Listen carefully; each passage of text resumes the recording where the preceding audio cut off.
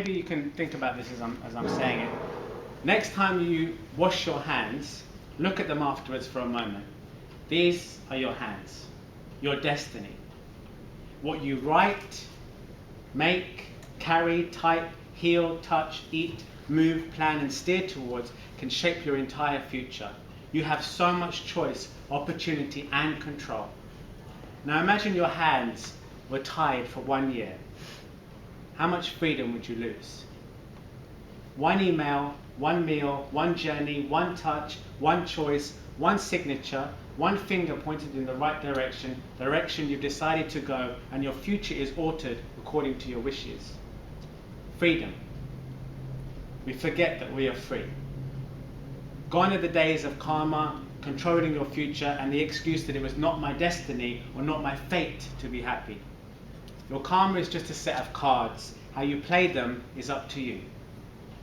And that is how, what I've talked about in my story and about situations is, the stuff that happens to you, it's not a predestined future.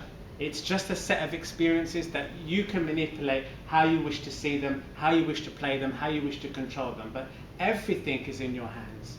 And that's when mind over matter really comes into play to say, you know what, life and everything I've got is just a set of cards. I'm going to play my aces early, I'm going to hold them, I'm going to work them, I'm going to think. But your destiny is completely in your hands. Even if you have a job, right? You've all got, I assume you've got fairly safe jobs, hopefully still. But one thing I noticed, because I've worked with some of the top companies in the world at the highest level, and there's a whole thing about job security, in that people sometimes are afraid to lose their job. All right? I've never really worked for anyone. I've always worked for myself from the beginning. Now, I've asked the question is, okay, what happens if you did lose your job? Then you'd look for another job, okay? You look for another job. But why can't you think, or why don't you entertain the idea of doing something for yourself? Like starting a business, or looking at what your skills and your talents are and starting something new. So what I've done is I took people through a course of thinking where I said, okay, let's imagine your job was gone. How many months could you live on what's in your bank? Maybe 6 months, 12 months. Do you have any interests, any skills? Yeah, I'm good at this or that and the other. Would you be able to fund your own startup company for a few months? Would you survive? Would you be able to do it? Yes, I would. Okay, what would the company be called? Oh, it would be called this, that, and the other. Where would you start it?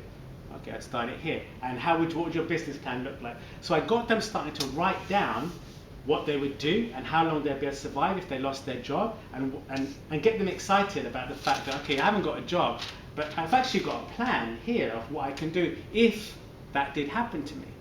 So as soon as they had that down, it built confidence to say, you know what, I am resourceful, I am creative, I can be an entrepreneur, I can do things my way. So then what happened is the confidence is there, and they said, but what about if my boss sacks me? I said, well, they won't sack you if you're good. So are you good? Yeah, I'm good. So why would they get rid of you? Because they say that if, there's so many people who want this position, if I don't want it, then go away.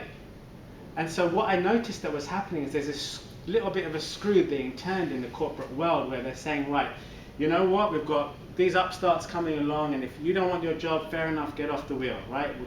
And then what they're doing, you're staying, you're working the extra hour, you're doing more work, and they're squeezing and squeezing as much as they can get out of it. And I'm seeing people at 30, at 40, drying up and exhausted, nervous breakdowns, family, spending no time with the family, and then as soon as they've had enough, they throw them out, and another one comes along. And it's squeezing and squeezing people because that's all they think that they're worth. But you and everyone you can all start businesses tomorrow. You can all live for 6 months. You won't die. There'll be food in your fridge, and you can start something new. But you've got to make sure that your head, your mind is out of the matter, and you're observing what you do, not getting sucked into just one path. And it's important to be creative and not to forget that you have resources within yourselves.